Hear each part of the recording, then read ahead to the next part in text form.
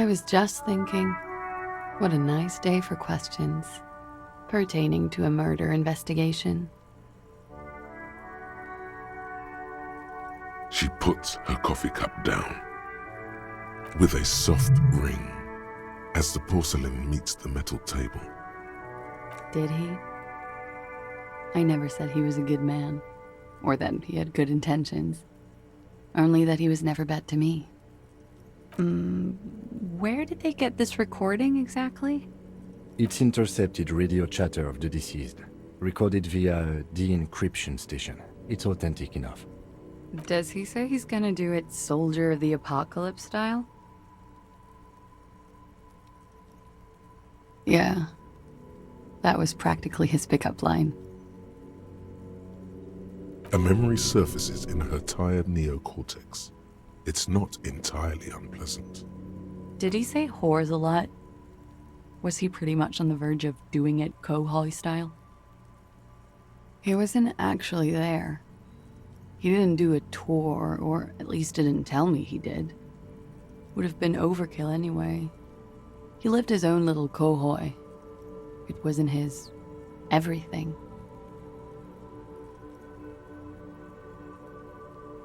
No, I'm pretty sure he did all those things, and then had to internalize them to keep on living, until they just sort of turn into his, what's the word I'm looking for?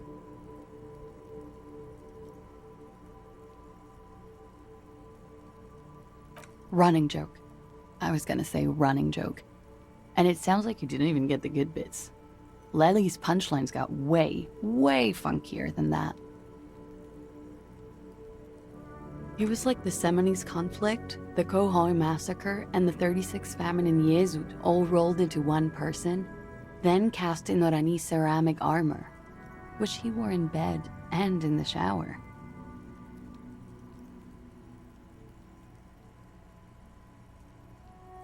We're all scraping up any happiness we can find, officer.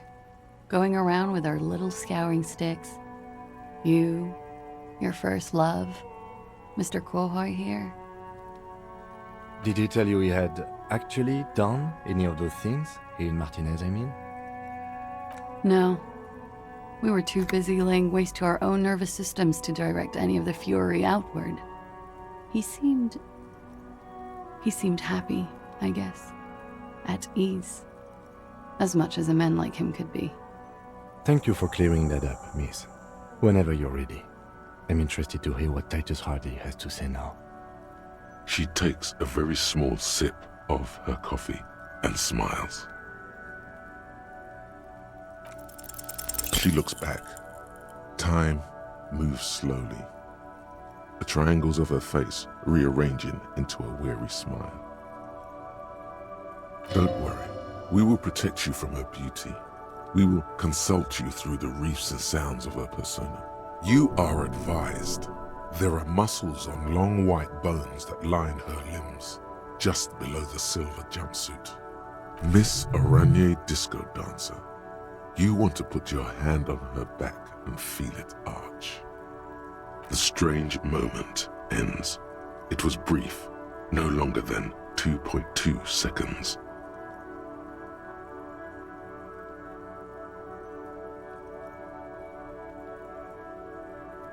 Like, for example, his name? Actually, officer, I didn't know his name. I just called him Lely. A nickname? I guess. He came from Lelystad. It's short for that. And it was his army name, apparently. He said his real name wasn't his. I tried to pry it out of him, but it was no use. Lelystad. That's a good start. We have a few questions you can help us with. A few things a field autopsy alone can't answer. The young woman cranes her neck, trying to catch a glimpse of the page the lieutenant passed to you. On it is a list of autopsy observations, recorded neatly in blue ink. The last missing pieces of a puzzle of flesh. In Oranje, officer. It's, I think municipality is the term. A nowhere town there. You were almost right, officer. That means his race was Occidental, not Mondial. I'll update the form.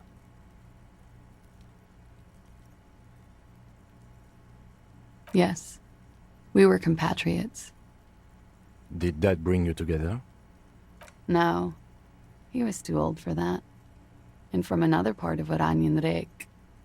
I didn't even understand his accent. What brought us together wasn't Oranje. It was bad habits.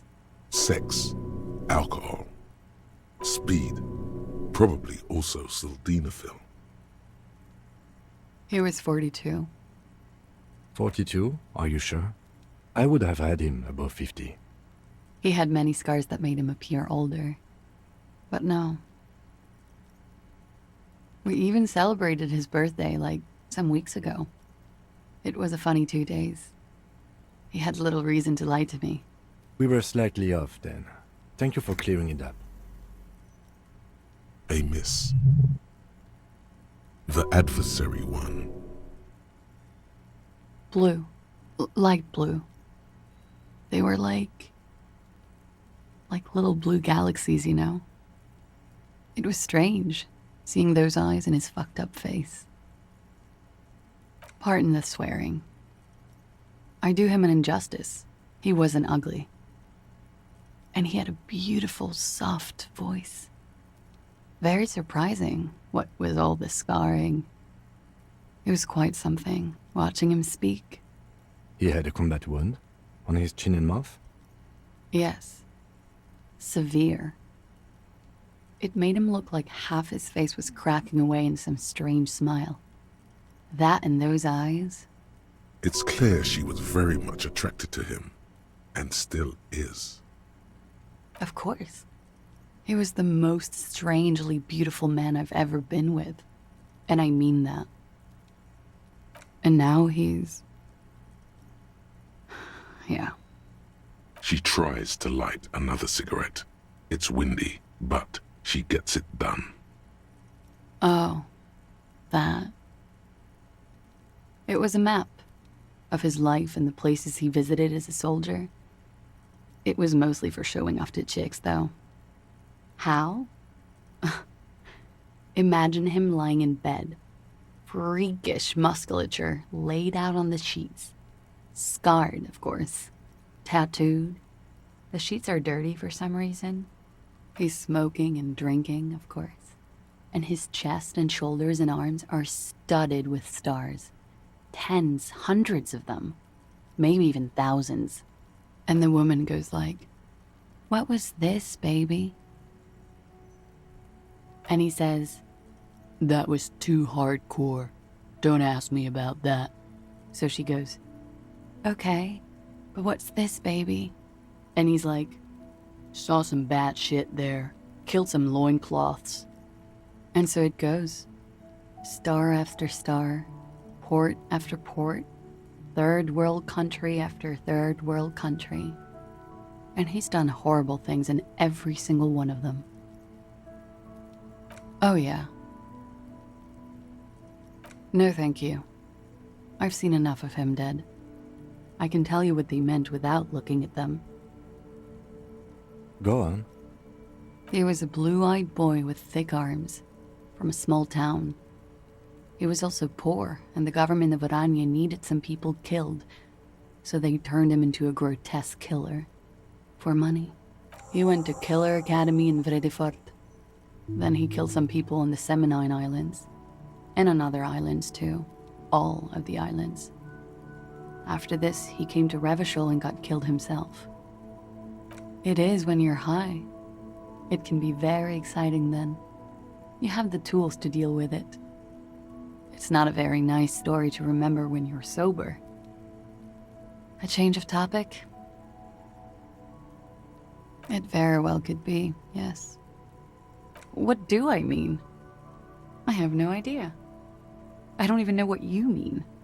That's not funny, officer. Her voice is like a slash through the air. Her shoulders tense up.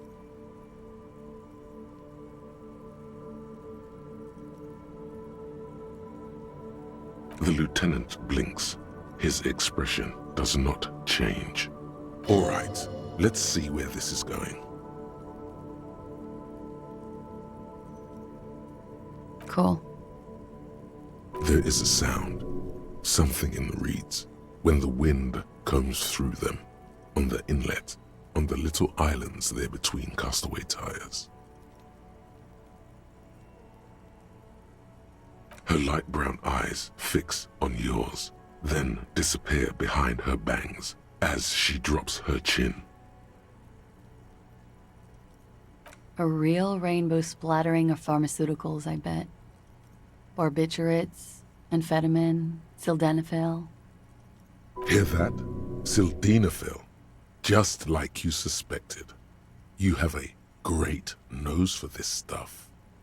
It's for maintaining an erection. Uppers are vasoconstrictors, so that feat becomes problematic.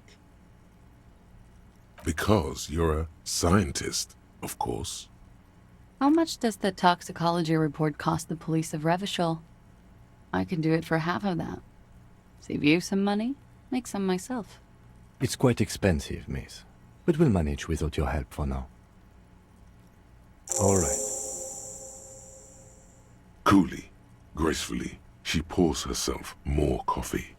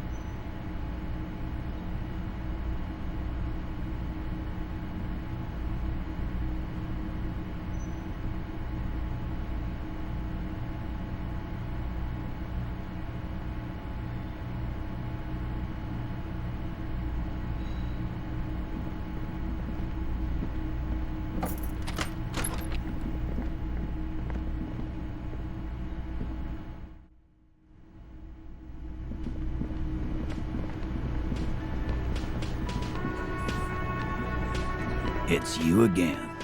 What is it?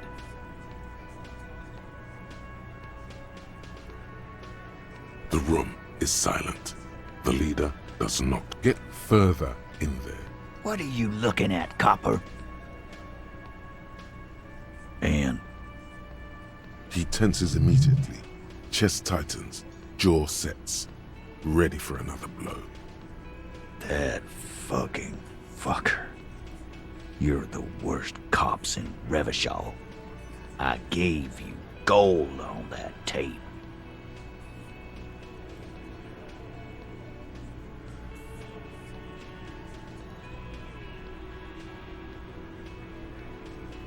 Fucking fuckity fucker. And what did she say then? That it's fine. People are supposed to be like that.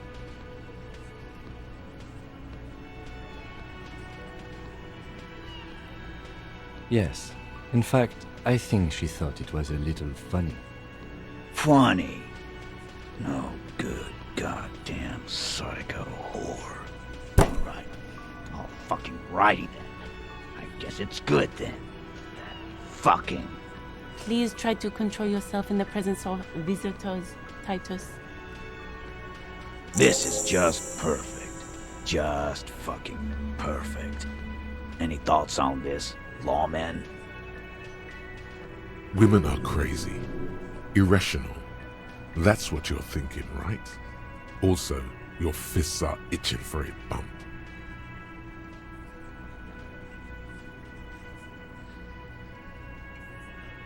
I already told you.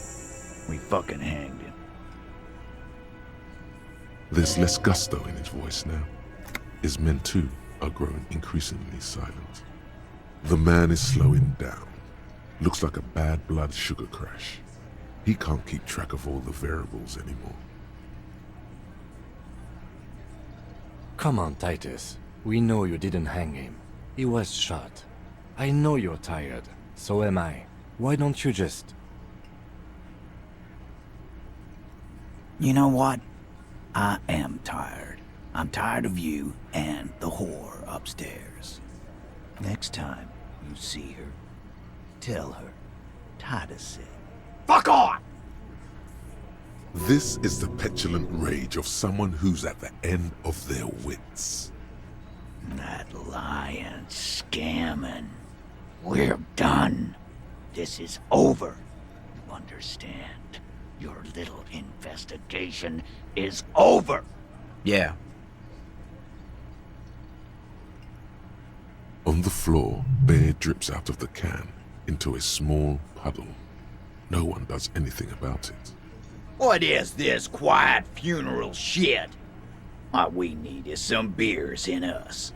Bartender, 20 beers for the Dock Workers Union. Why do we make it 40, huh? Why do we make it 100 beers? You're not loud enough. 100 beers? Now we're talking. Hoppity hop over here, cafeteria manager. The window might be closing. The more beers they get in them, the less cooperative they will be.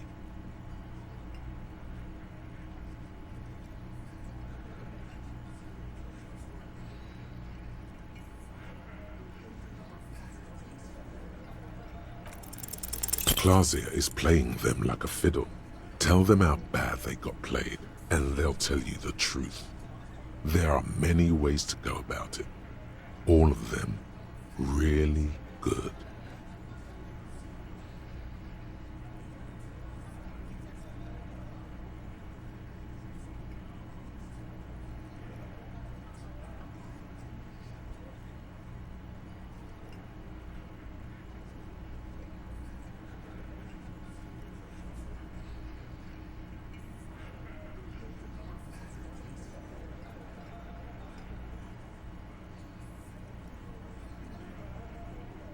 No, we fucking ain't, asshole. No one's fiddling anyone in here. No, Glenn. I want to hear this. Who do you think is fucking fiddling me?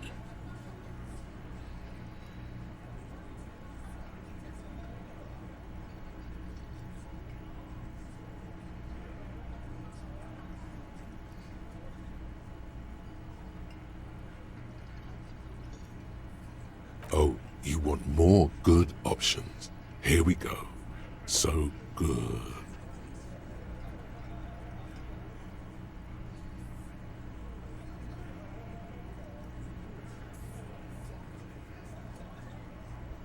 Yeah. What is happening to you? Were you on narcotics? No. My partner is a spiritual man. He was a minister before joining the RCM. Many of us were. Time to move to more earthly matters. Like what really happened here. Detective? I do not understand. This fiddle play totally fell apart. The concept was solid, but the delivery tragically off. You sounded like a madman, not a cop.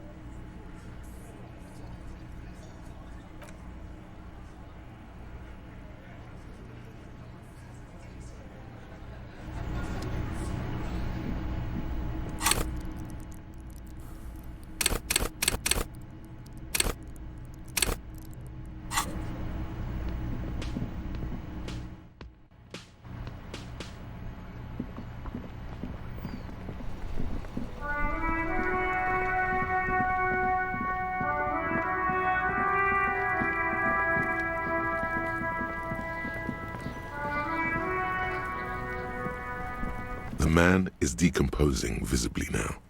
Every hour, he looks less like a creature and more like a pile of intestines. The lieutenant adjusts his glasses and takes a deep breath. All right. I will need a little help carrying him. You take the hands, I'll take the legs.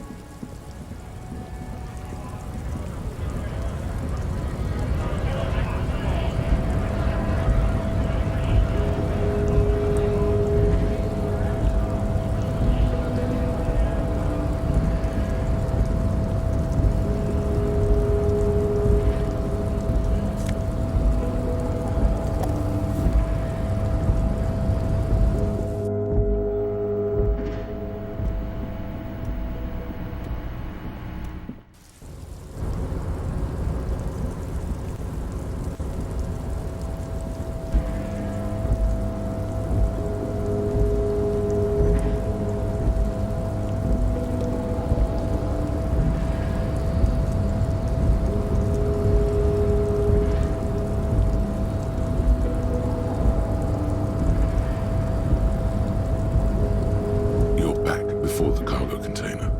Its drawer has not lessened since you were last here. If anything, it seems to have grown slightly. The container door appears unmoved by your attempt at flattery.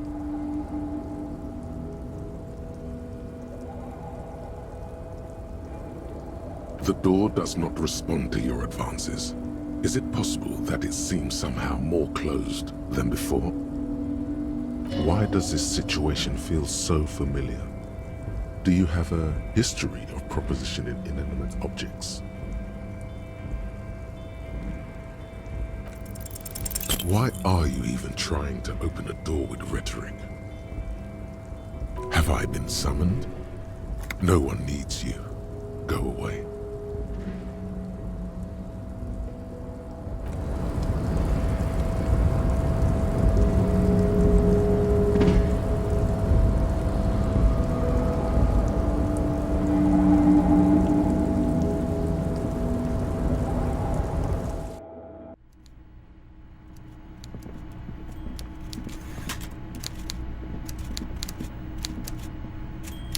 Mr. Dubois, I hear the meeting with Titus was a glowing success.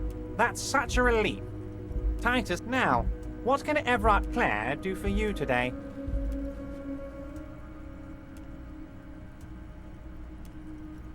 Most certainly, Harry. Nothing brightens my day like brainstorming these things with you.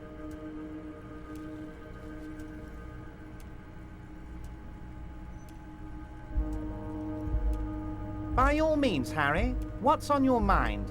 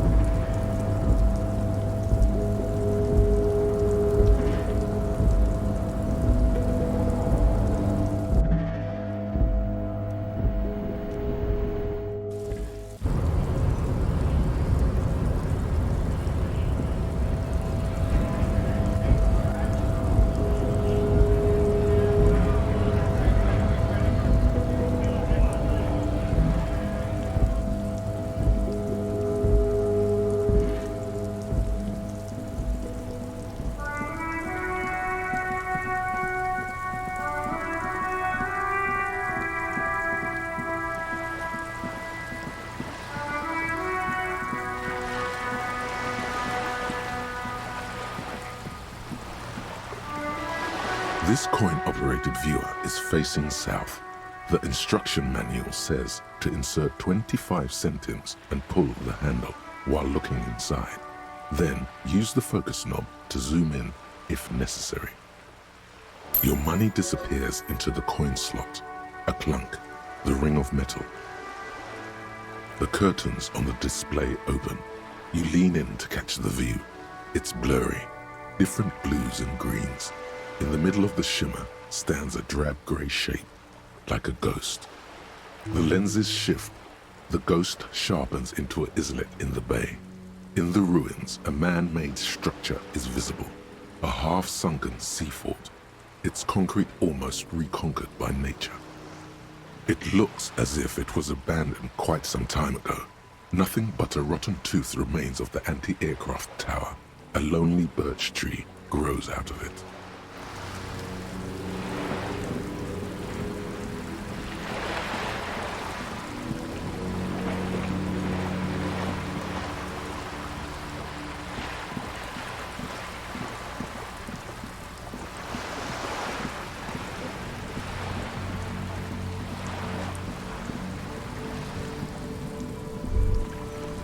There, working class drunk. You know what this means, right? Cracked it. All in a good day's work. What do you mean, what did I crack? Look at how working class that drunk is.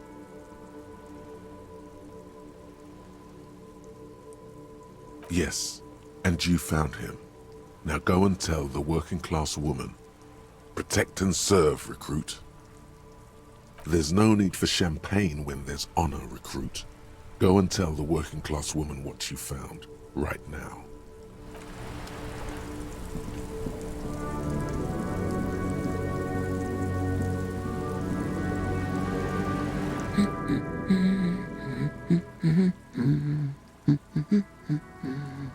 God damn it, I already told you.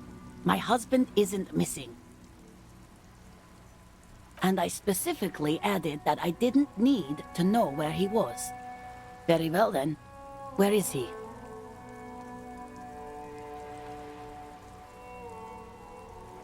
Excuse me? I don't follow. Right, 'cause working class women come with alcoholic husbands. You know what? You were right. I do have an alcoholic husband. Although not that one.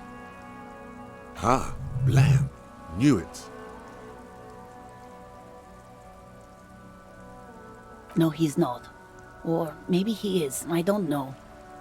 He's probably in the park or in Shamrock somewhere, drinking with his friends. I haven't seen him for... Well, to hell with him.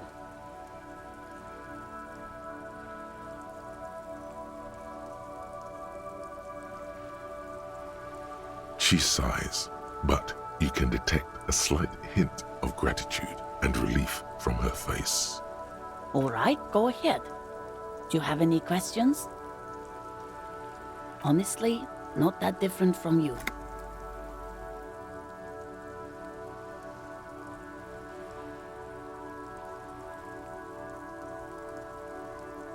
Oh, thank God, no. It hasn't come down to this yet. Well, he's slightly chubby. Wait, did she just imply that you're fat? You're not fat. The body type she's referring to is called a Franco-Nigerian hard body.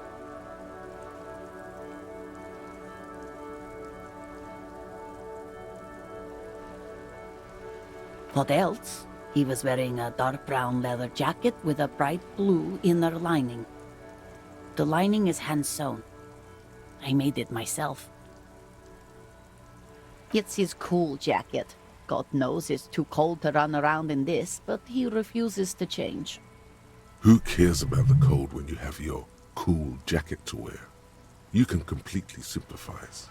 I even tried throwing it away once, but he just dug it out of the bin. Can you believe it? Well, what can you do? I hope that at least that extra lining helps him keep warm at night. I wouldn't like him to catch cold. Yesterday morning, he went to the library. He went to retrieve my book, and he promised he'd walk straight back home. Because we talked about this. We talked about not wandering off again. I don't know what to do. I honestly don't know what to do with his addiction. Just makes me feel weak. She turns away from you in an attempt to recover. So you are going to look for him? Thank you. Please do. Even though I'm sure he will return home by himself. I'm still sure of that. Excuse me? I don't know. The most talkative one?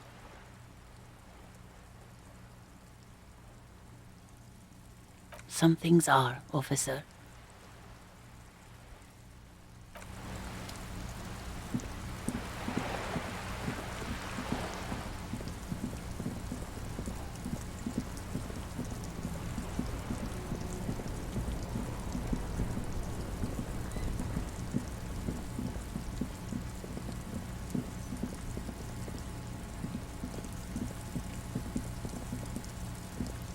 A couple of indicator lights are missing from this control panel. Loose wires dangle from the now vacant holes. In the middle is a lever, Beneath it, a small metal plaque. You grab the handle and pull the lever up. As soon as the metal connects against the contact pins, you hear a loud clunk. Then, the water lock starts moving.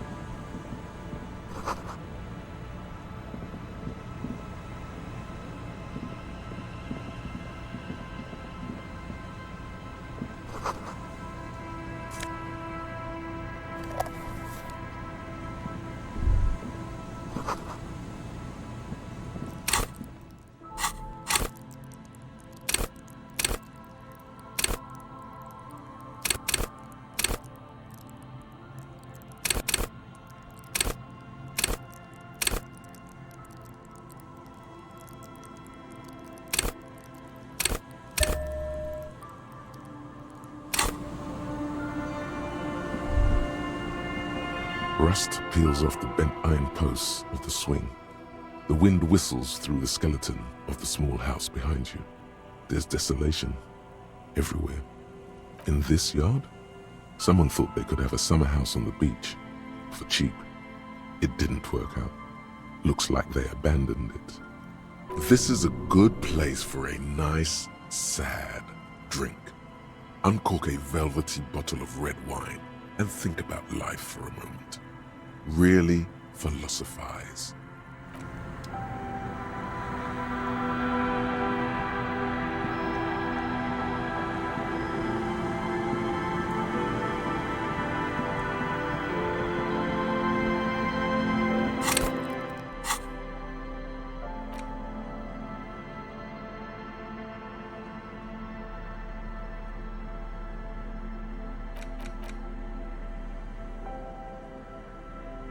The porter reel is just what you needed.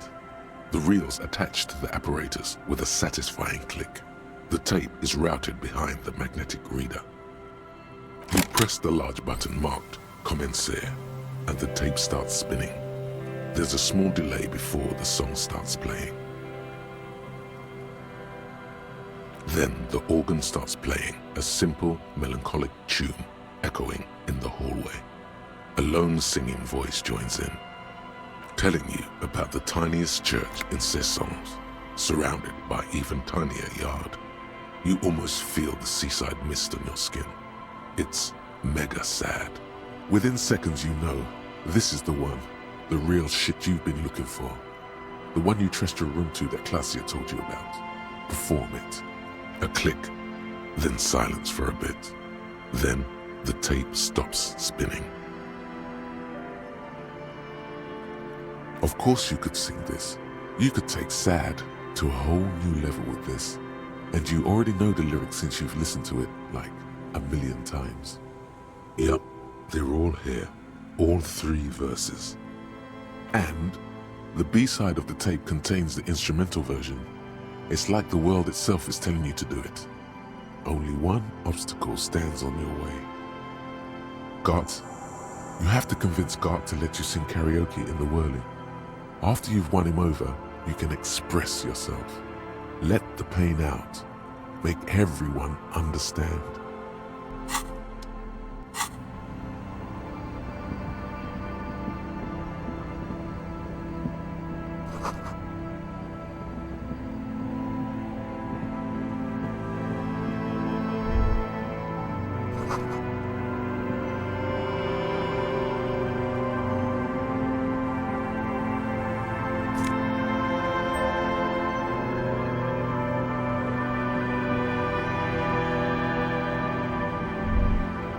Banged-up motor carriage lies half-submerged in the icy water, slowly sinking into the Insulindian Ocean. Only the cabin top, rear wheels, and the engine remain visible. It must be cold and lonely down there, in the icy water. The seawater has already started to corrode the metalworks. The motor carriage sits in the salty ocean water, cold and sad, and doesn't provide an immediate answer. A seagull takes off from the half-submerged machine. It's almost like the bird is acknowledging your decision. You get a sudden, sinking feeling. Stomach acid comes up as you look at the motor carriage in the deep, dark, cold water. The motor carriage is properly stuck in the ice. Getting it out would require a team of specialists. A single day in the salty seawater would ruin most vehicles. But this one looks worn even in places the salt water hasn't touched it.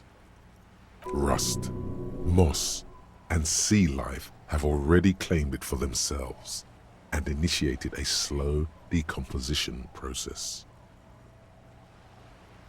The logo is too deep in the murky water. You can't make it out, but you do see a monkfish float by. The accident couldn't have happened too long ago. The ice hasn't closed up around the vehicle, so the crash must have happened last Saturday or Sunday. Your mocking tone finds no response, but the motion of the waves.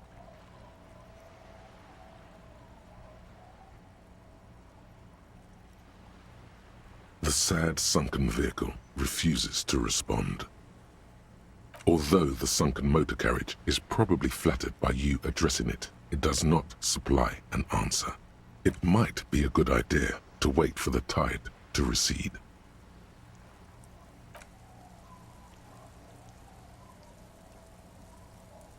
As you sit down in the old, rusty playground, the world around you becomes very silent. The hinges creak under your weight, dangerously so. Nothing but the sound of seagulls high above in the sky, echoing like distant laughter. Ice cracks around the blue motor carriage in the sea. It's impossible to say if it's happening, if the water is receding. All you feel is a lot of time going by. The clouds pass in the sky, and the shadow of the swing moves like the hour hand on a timepiece. 30 minutes have passed. Dreaming, drinking, fucking, fighting, trying to improve their lives, wishing for a better tomorrow. It's unclear whether the sunken vehicle agrees or not, but merely uttering these words gives you the illusion of time speeding up. Just like how the crazy daredevil piloting that vehicle must have accelerated into the sea. What a clumsy wuss. Unless someone was trying to fake his own death and start life anew. Clouds on the horizon grow darker, and the shadow of the swing set keeps climbing. You hear the distant rumble of the city. 30 minutes pass. Yes, it is. It feels as the city behind you grows silent in the waiting. Seems like an eternity has passed. A dim light scatters from the cloud cover above the city. In it, you can see the blue and white motor carriage slowly appear from the water, centimeter by centimeter, as the sea recedes. It's a Caprice 40, a workhorse of the motor park, favored by the working men, government offices, firefighters, I guess, maybe animal control people. You know, those kind of people. Yes, Harry, it's the number 41, the number of our precinct. I hoped you would come back for me.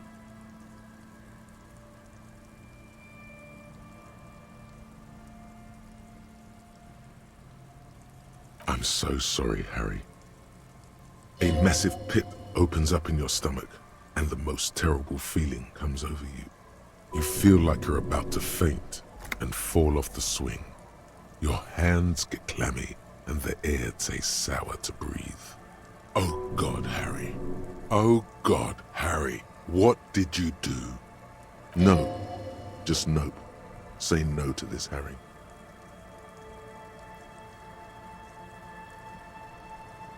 Yes, Harry, you did.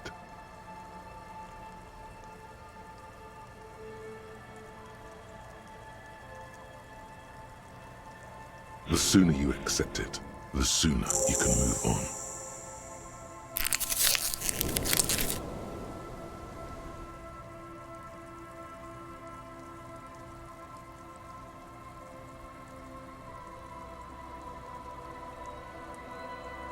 Keep moving. You're a shark. You stop, you die. You are not. We don't. It's sunken too deep. No, you can't. After losing every single thing you were entrusted with, I wouldn't hold my breath.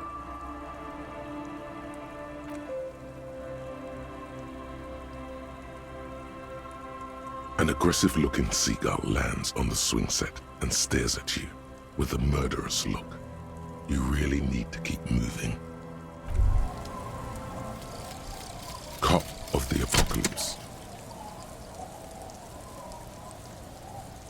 It's not fire. It's not ash. There will most certainly be a sea of corpses leading up to the event. But it won't be war or pestilence that causes it. Oh no, the event will belong to a genre of cataclysm no man has dared to suspect would ever come to pass.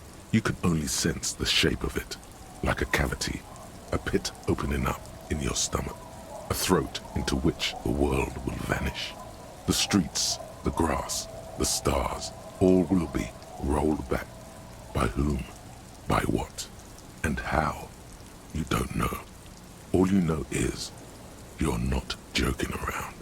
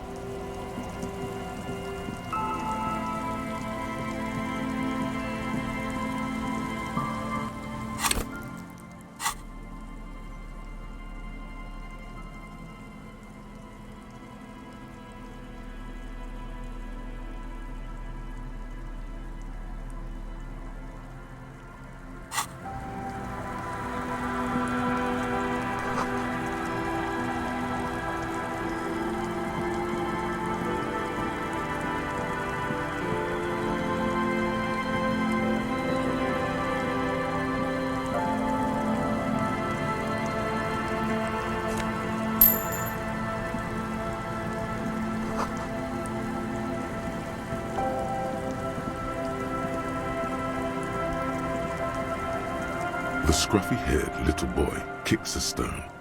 He can't be more than 5 years old. The other one looks indistinguishable from him. He watches his brother kick the stone with his tongue lolling out of his mouth. The kids don't reply, absorbed in their little game. The stone-kicking one becomes frantic all of a sudden, as if that's something to be scared of. The obvious fact that you just stated. He looks just like me. The boy doesn't answer. His brother throws another rock. Both of their hair is covered in some kind of dirt. The rock kicker was just being shy, but now he's enthusiastic again.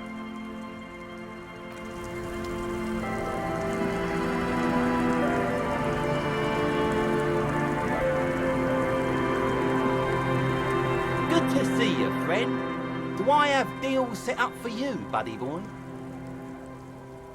So what do you want? I got smokes. They're cheap. Very cheap. I got Pilsner. Great deal. You won't get a better deal on that piss. Spirits I can let go for 300 real. I also have speed. And by speed, I mean amphetamine. In the civilized world, it's a custom to tip the shopkeep, friend. But come back anyway.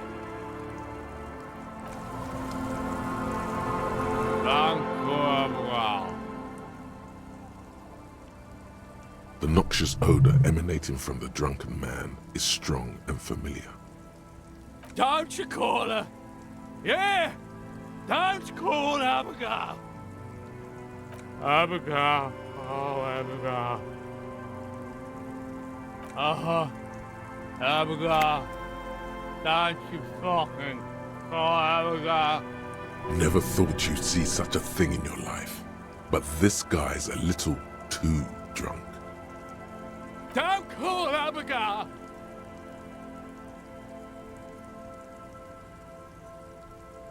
He snorts and beckons you to lean in closer. He waves his hand as if shooing you away, all the while murmuring something indecipherable. The man hiccups, then mumbles something unintelligible.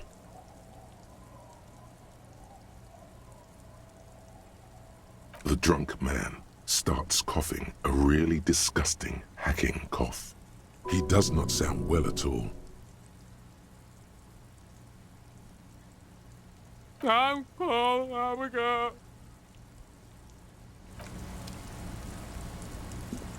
Hey, Tequila! Good to see you. How's business? How's the whole reality situation treating you?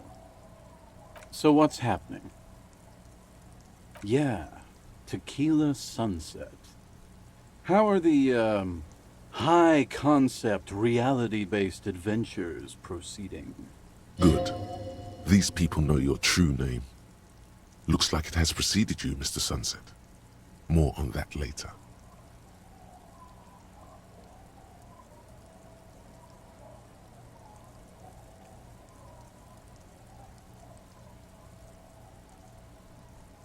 It's good to hear that you're on top of things. Talking about used to, did you know that I used to be a real mover and shaker? Sadly, things aren't going that well in Idiot Doom's Spiral Land. Haven't found those keys yet, haven't won that great piece of ass back. No word from my business buddies. We are saving the world. Please! Please don't call. Don't call! Okay, we're drinking. We're drinking alcohol. That's what we're doing. I tried to save the world once, a long time ago, with enterprise, creativity, and willpower. But that didn't work out. So now, it's a pirate's life for me. You too, Tequila Sunset.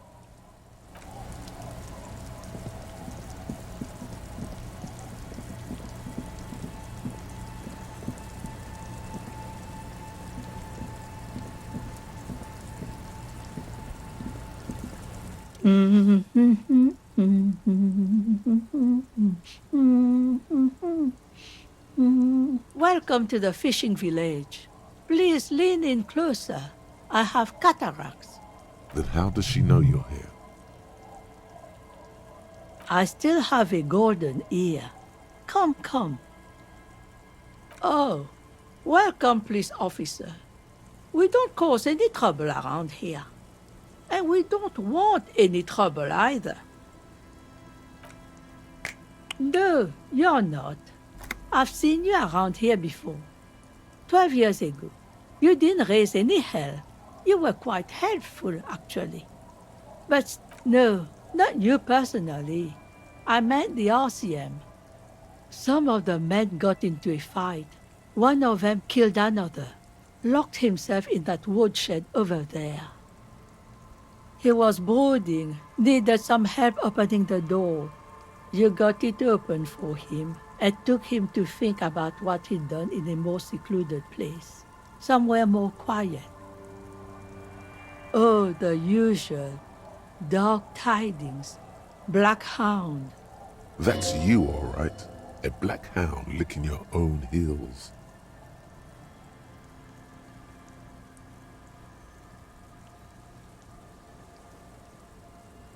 Maybe they are afraid. Because you're an ill omen. But you're still welcome here. As long as men with guns aren't chasing you. And maybe even then. Because that's the kind of fishing village we've built. I'm sorry there's not a lot of room to park the motor carriage. And not a lot of houses. Or a lot of people. My kids are long gone. Searching for treasure. So are others. Ah, look at me ramble on. What brings you to us? Stay? Most people here are trying to leave.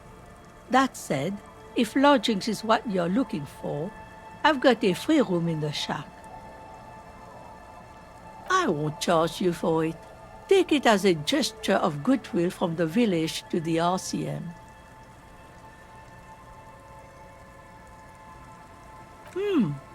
That's exactly how they get ya.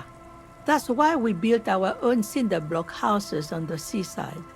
So we don't have to give money to those crooks. We might not look like much, but they are ours.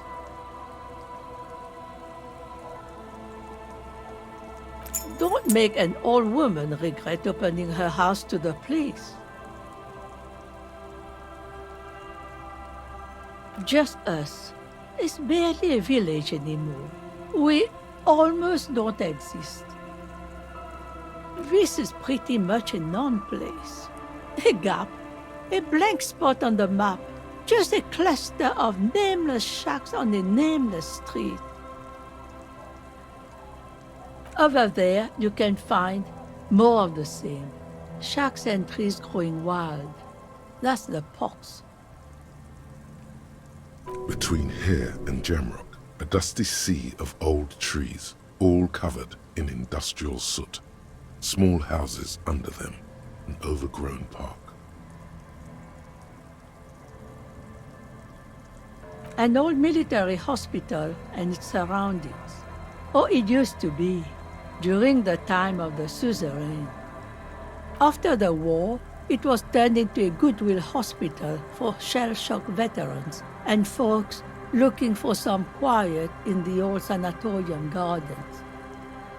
Now the area is crisscrossed with nameless streets and makeshift cinder block houses, shacks as far as the eye can see. The goodwill ran out. The staff left and the place was shut down. It's long gone by now. Well, there's Lillian and her kids. A few new folks live in the house to the east, but they're away right now. And then there's the drunks. Not a pretty sight, but there's little we can do about it. Home is home, even for them. I'm sure you did. Nature keeps them in rotation. A new face pops up every now and then, and an old one disappears and is forgotten. This is who we are. Here? For you? No, officer. The only money we have here is some coins the drunks tried hiding from their women and then forgot about. Under carts, boats, in little boxes. It's not hard to find. She nods, rinsing another piece of cloth. Not much. There's the abandoned church, the DeLorean Church of Humanity. It's been there since before my time, even. Some things just don't fly, officer. Look around. Who'd go to church here? They built it 300 years ago. Must have been nicer then. The ecclesiastics have tried to get things going there, but things just keep happening. Crime, accidents, other things. The place never stays open.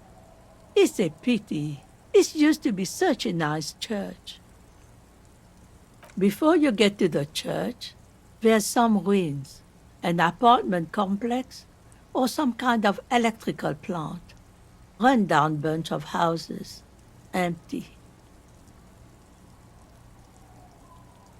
I don't know exactly. A pre-war place. It used to be something. Before the war. I wasn't here then, you know. Was born in Samara. Of note, the old fish market up on the boardwalk. But it's closed. No one. That's why it's closed. It was once a bustling place, back when I was young, and so was everyone else. Now, what catch we do bring in goes straight into a lorry for the Delta or somewhere else. What? You're one of those real estate people with big plans? If you want a development opportunity, you can check out the abandoned building over at Land's End. Used to be a supply depot, we think, sending goods and ammo across the bay. It's jammed shut though. We tried to get in, see if there was anything to sell or scavenge, but it's impossible. And now you know everything there is to know about this coast. Me? No one. Just an old washerwoman. Mother called me Isabel, if that's what you're asking. And my married name is Sadie. Now it's your turn, Mr. Why, I guess I will, Harry. Aye, it just rolls off the tongue. I used to know a Harry. Strong lad, but dumb as a rock. He did too many narcotics. So many, he fell off his boat and split his skull on a buoy. Folks who saw it say his head cracked open like a melon. Nasty, nasty.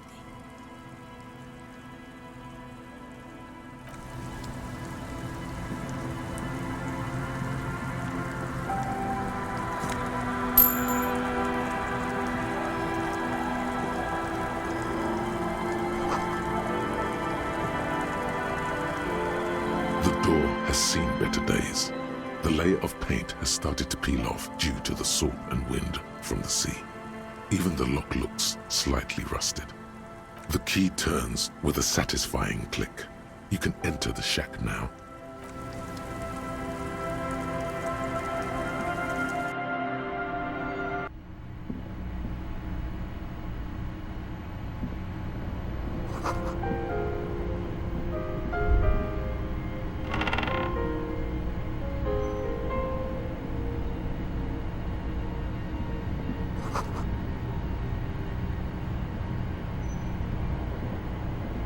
An old mirror hangs on the wall. You see the reflection of your face in it, adorned with the expression.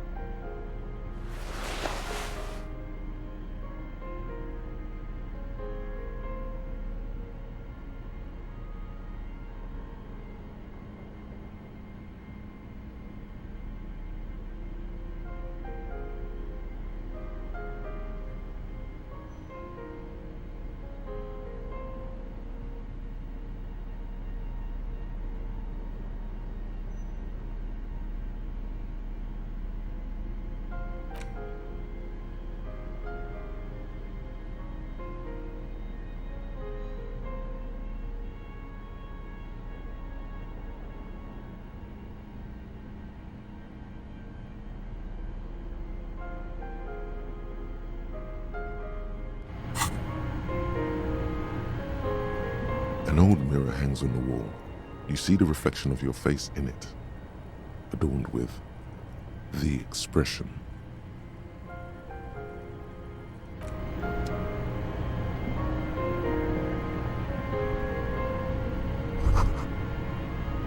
A brisk coastal wind still howls against the window of the shack.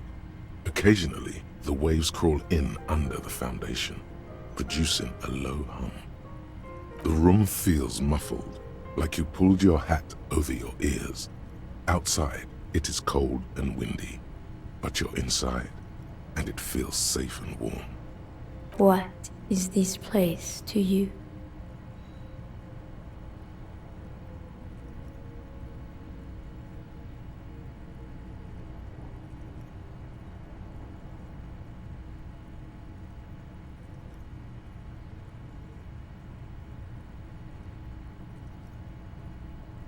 Westward, across the canal, towers the whirling in rags. Door number 1 on the second floor is locked. Behind it lies a trashed room. 1 floor below, behind a counter, stands an irritable man. In a small shack in the fishing village, a baroque heater hums quietly, emanating a sense of comforting warmth. A wash basin lies on the table, the water inside reflecting the somber face of the world. Far away, on the corner of Perdition and the Main, a nondescript building, obscured in a haze. It's vacant and lost, just like its tenant.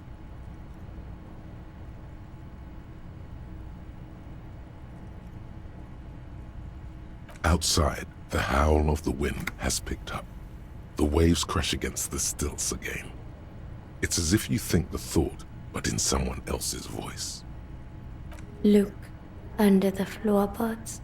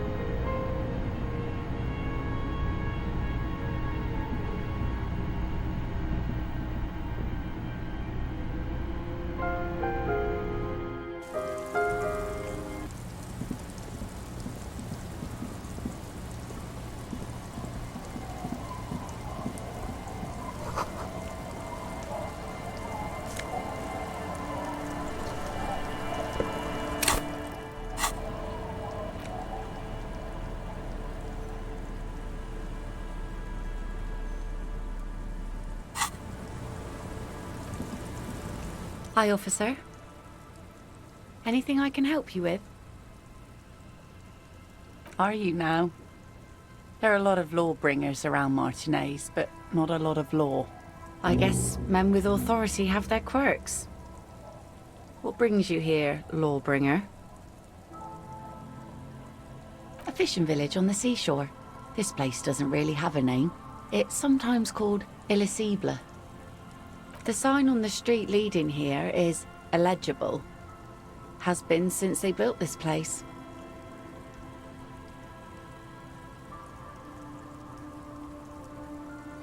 The name is Lillian.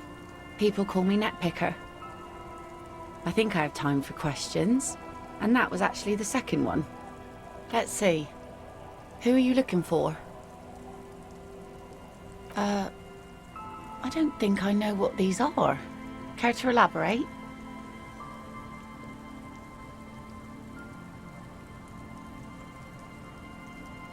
Aha! Like snowmen. 2 odd guys have been wandering around here, nose in sand, talking nonsense about snowmen and the like. Right. Not only snowmen, also green men, monkey men burning rhinos. You get the picture. I don't really know. Further down the peninsula, I guess. I mean, that's where they were heading. Who else are you looking for besides snowmen? Yeah, I'm not really looking for that anymore. Not much into the middle class ones either. Wish I could help you with that, but I haven't seen your working class husband. Maybe I can help you find someone else. Well, how can I assist you then, officer?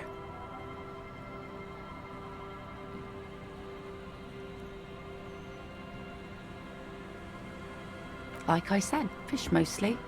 Sail the waves, take care of the kids, pick nets. Right now I'm tarring a little skiff. I sell the fish to people in the Delta to serve at their fancy restaurants. Authentic insular Indian cuisine. Sometimes I also walk to the beach to see what the sea has given up. The sea is full of surprises. Wood, pieces of glass.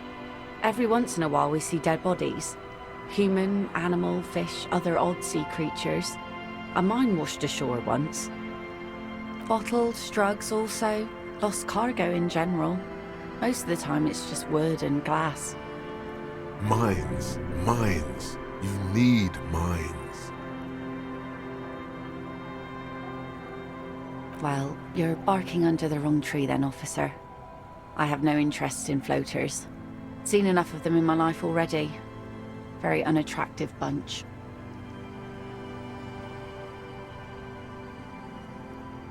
Unfortunately, the factory sold this one with a 3-year warranty instead of a story. It's to intimidate folks, mostly. It's a regular mass-produced sword, like a shovel or an axe. Nothing fancy, just for intimidation. From time to time, people need a lesson in respect. That's just the way it is. Back in the day, I caught the eyes of many men. And believe me, men need a lesson in manners from time to time. No, I'm afraid not. Tempting to confiscate the blade I used to keep these animals in check. It would put me in an early grave. Is she flirting with you? A little? You think she might be? Some went to patch their wounds, their lesson learned. Others were more thick-headed. And one of them, I ended up marrying. Gone. The harbour seawall endures the wash of the freezing waves. Many things wash up against it and onto the beaches of Revachol. Some inanimate, some just no longer alive. You shudder. No. There's nothing to find. He's dead. Lost to the waves.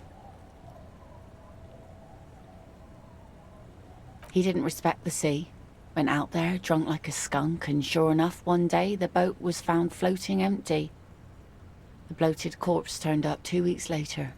Now, before you tell me how sorry you are for my loss, know that it was 4 years ago, and I've moved on. There's only so much mourning you can do for a drunk with sinewy muscles. She really liked those muscles, though. It's in the way she pronounces sinewy.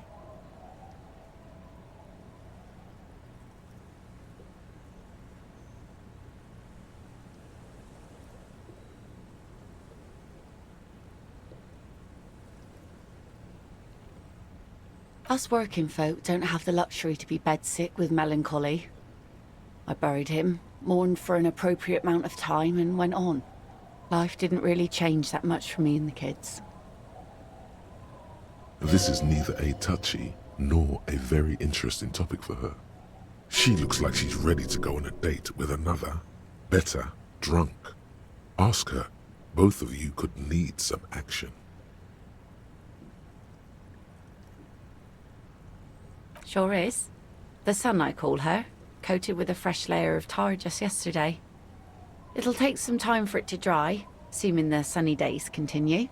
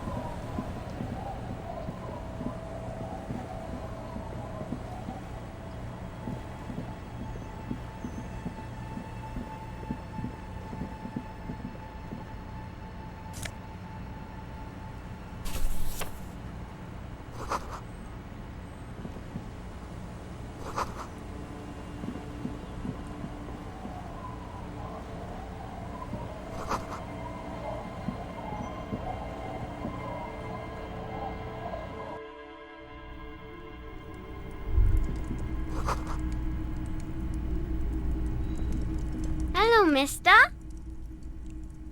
She clutches a small stuffed animal. Occasionally, she twirls it around. Oh, I had gloves. Very big ones. Heavy, too. Found them when Lemmy and I were playing hide and seek. In an empty house. Where no one lives. I think someone hid them there. She doesn't want you to think she stole them. I hid them. The twins were gonna take them. They're stupid. Why? Oh. They're in my sandcastle. Behind our house. Under the sand. You can break the castle. It's not very good.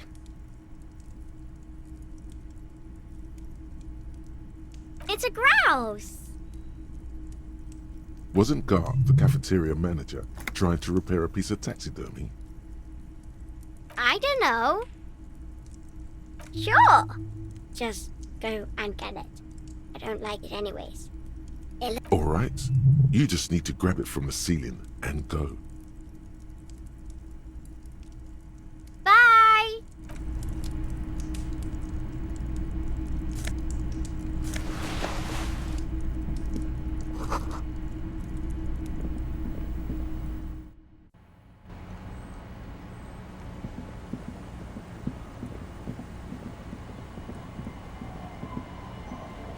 Weather has not been kind to Lily's little sandcastle. The once mighty towers are quickly eroding away. You can see something shining back to you from what must have been a vast underground catacomb network. The walls and floors give way to the giant's greed, collapse and present you with a pair of ceramic gauntlets.